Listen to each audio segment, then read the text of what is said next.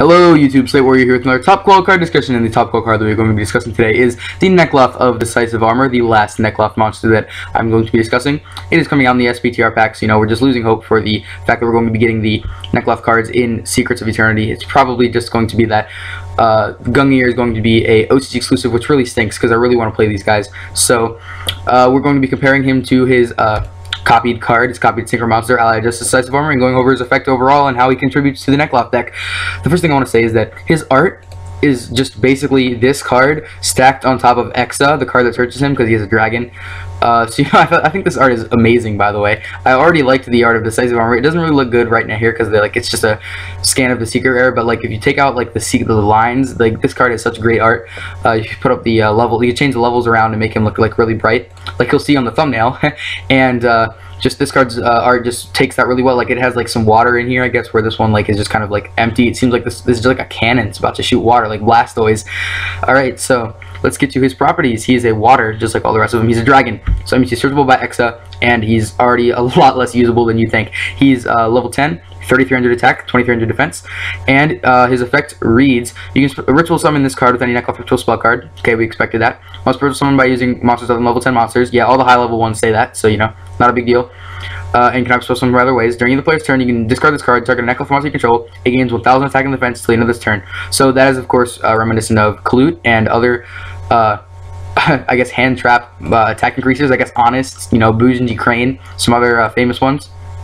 I guess Gamil, the card that got printed in Battle Pack 3, it's sort of like that, except, you know, it's 1000 attack, whereas this one's 1400, you know, big difference.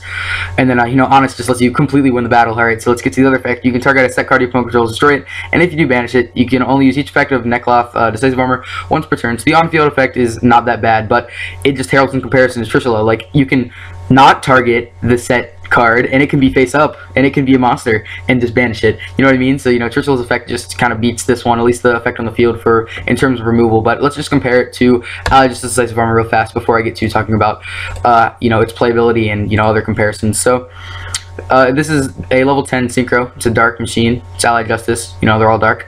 And it actually has 3300 defense as well as attack, whereas this one has 2300. So, you know, they just kind of cheated us a little bit there, but it's not going to be that big of a deal, I don't think. This guy's going to be summoned in attack mode pretty much always. Once per turn, if your opponent controls a face-up light monster, you can have one of these effects. So, you know, they have to have a light monster. That's how Allied Justice cards work.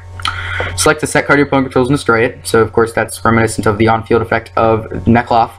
And then if you send a card from your hand to the graveyard, you can destroy all spell traps your opponent controls. And if you send all cards from your hand to the graveyard, you can look at your opponent's hand, send all light monsters from their hand to the graveyard, then inflict damage to your opponent equal to the total attack of the opponent's monsters sent to the graveyard. So it's pretty devastating. It was used in the extra decks when the Lightsworn structure that came out, because there was just Lightsworn decks everywhere. So, you know, Allied Justice Decisive Armor was actually played to counter that. But, you know, it's not really played that much right now. I guess it could be used against Stellar Knights to just get rid of everything there. So, you know, maybe that's a thing that you could do. If you can make Decisive Armor in your deck, if you can make a level 10 that requires 3 materials, you know, go ahead and throw Allied Justice Decisive Armor in there for Stellar Knights. But we are not talking about Allied Justice Decisive Armor, we're talking about Nekloth of Decisive Armor. So the only comparable effect, like I said, is the first one, compares to the on-field effect of Nekloth of Decisive Armor. And I've come to a conclusion about this card. The conclusion about the Nekloth of Decisive Armor is, it is not going to be played, and I'm going to tell you why.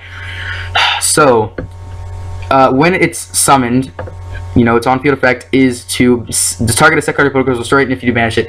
And Trishula, the main removal of the deck, already does that better because it doesn't have to target a set card. It can target any card, and it doesn't destroy it before it banishes it, and also it doesn't target it. It targets on resolution. Trishula doesn't target on activation, so that's, you know, a lot better in every way. And you know, even though it does have 600 less attack and you know, 1 less level, I don't think that's really that big of a deal, especially because you can, you know, just banish the thing. You don't have to attack over it if you can't attack over it. If you want to, you can just Trishula, and then if there's something that has more than 2700 attack, just get rid of it by banishing it. So, yeah, the first effect is, like I said, reminiscent of Kalut. Second effect, I'm going to compare it to Bottomless Trap Hole, because it destroys and banishes. Now, even though this one says destroy it if you do banish it, and this one says banish it instead of sending it to the graveyard, I'm not sure if that is going to make a difference. I'm not sure if this card actually ends up hitting the graveyard, the card that you target, set, destroy it, and banish it. I'm not sure if when you destroy it, it goes to the graveyard and then banish it, it banishes it from the graveyard. I'm not totally sure. We're going to have to get a ruling on that.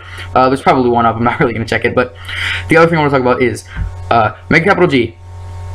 So yeah, he made a comparison to Bujin's when he saw Gungnir and Trishula, basically because Trishula is a turtle, yeah, Trishul's a turtle, and then the hair is Gungnir, because it prevents them from targeting and destruction respectively. So now that we're getting decisive armor, which lets them gain attack, like that just draws the comparison even more towards Bujins, because Bujins have Crane.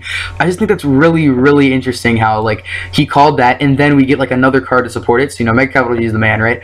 So the last thing I want to say before I end this video is that I said that Nekloth with decisive armor would not be played in Nekloth, and that is conventional Nekloth, the build that I'm going to be showing you guys. By the way, you're definitely getting a deck profile sometime in the coming week, but the deck profile that I'm showing you is not going to be running decisive armor, basically because decisive armor just isn't used in the kind of build that I'm playing, which is Nekloth. But if you're playing the Djinns, which some people opt to play, even though I believe it's completely inferior to run the Djinns, if you're running the Djinns, then maybe you'd want to play this because it is level 10. Oop, I just clicked on its art. It is level 10, so you could use this plus this to be like a 6, and then just run like get rid of like a Manju that you normal summon to search it even, or like a Unicorn, and you can just summon the level 10 from your hand, and then 33 beater, which can't be targeted and your opponent can't special summon. Like that's nothing to laugh at. So if you want that to be your deck strategy, then maybe you could run it with like the Djinns. But I think that the best way to use the deck is just straight up Nekloths, which with Manju and as the only other monster, maybe Denku Sekka if you really want it.